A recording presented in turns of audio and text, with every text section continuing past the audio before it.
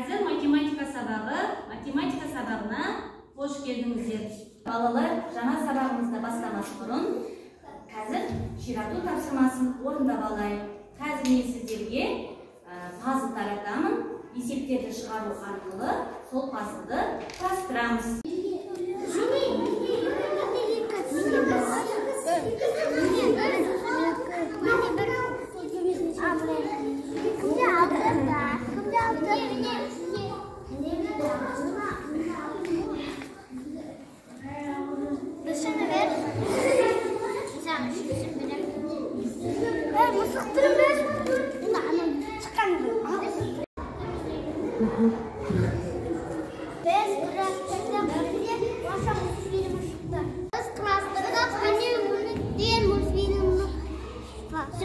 Бүгінгі сабағымыздың тақырыбы 11-ден 20-ға дейінгі сандар. Бүгінгі сабағымыздың мақсаты 20 көлеміндегі бір таңбалы мен екі таңбалы сандарды ауызша және жазбаша қосу және азайтуды орындау. Балалар, сіздер 1-ден 10-ға дейінгі сандарды санай білесіздер. Олай ма? Ендеше 1-ден 10-ға дейін санайықшы.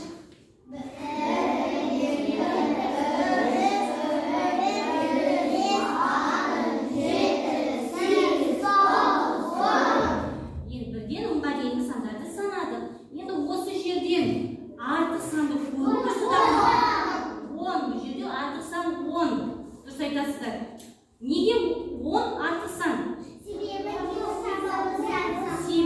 10 екі таңбалы сан. Дұрыс айтасыздар. Бір таңбалы сандарды разрядты қосылғыштарға жіктейтін болса, бір таңбалы сандар неден тұрады тек қана? Бірліктерден тұрады.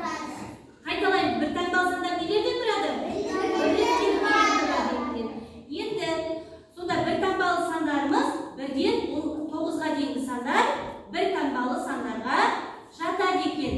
Енді 10-нан 20-ға дейін санайық. 1, 10, 11,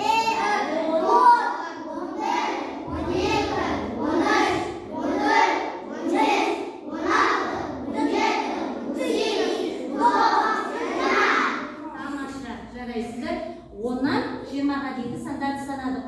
Бұл сандар қандай сандар?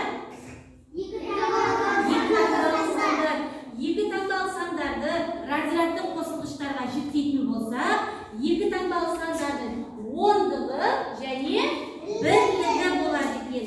Мысалы, 10 неше ондықтан тұрады? 1, ал 20 2 ондықтан тұрады. Яғни 20 деген санды шығару үшін 10-ды неше рет қосамыз екен? 2 рет қосады екенбіз. Ары қарай. Қайтадан қарайық. 11 деген санды разрядты қосылғыштарға жіктейік. Неше ондық, неше бірлік бар? Бірлік бар.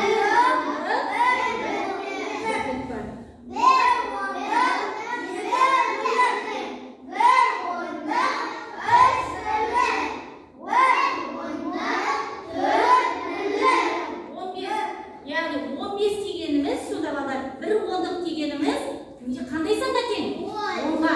10-ға 5-ті қосқанда неше шығады деген? 10-ға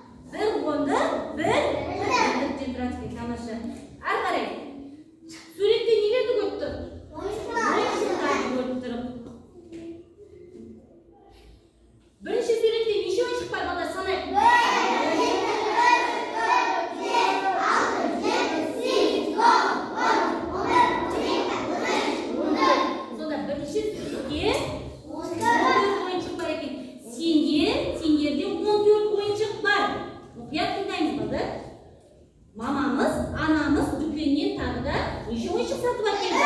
Ойыншық сатып алып келді. Енді барлық ойыншықтың санын білу үшін біздер қосамыз. 14-ке 3-ті қосамыз қажет біз.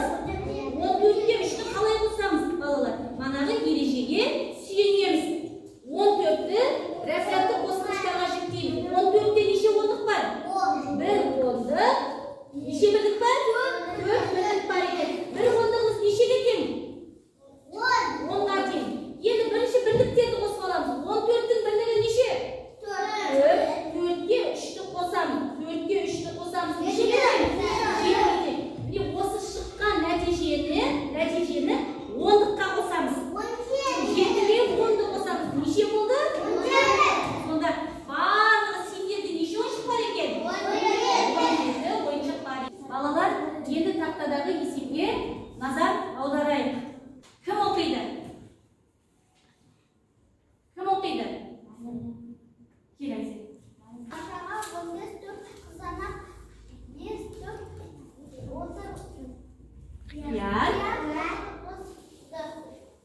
барлығы қанша түп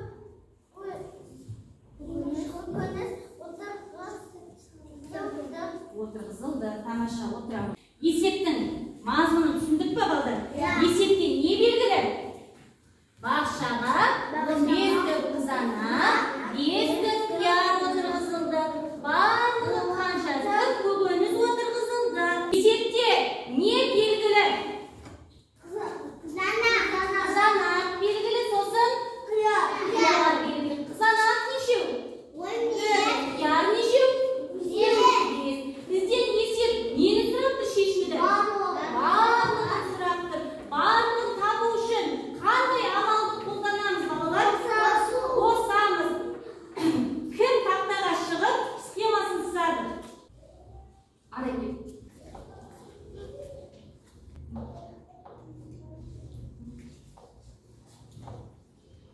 Барлығын сұрап тұр бізден.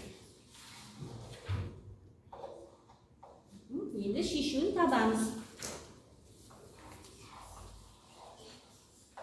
Не істейміз? Қос, неге айтып жатсың? 15.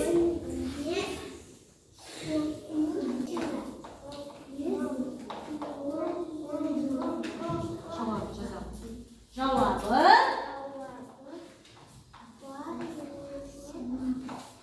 есепке түсіндік қой да, балдар?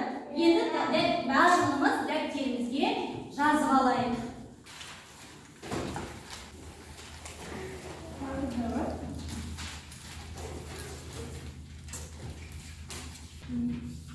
Біздің тапсырмамыз оқып үйренгенімізді, не үйренгенімізді, не түсінгенімізді тексерейік. Мен сіздерге қазір құстарды таратамын.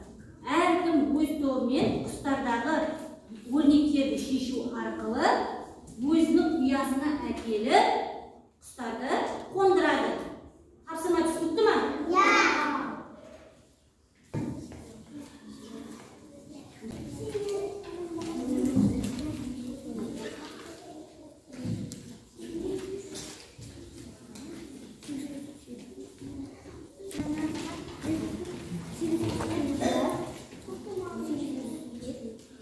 Оқушылар, қай топ болды? Қанеке белгі берейік.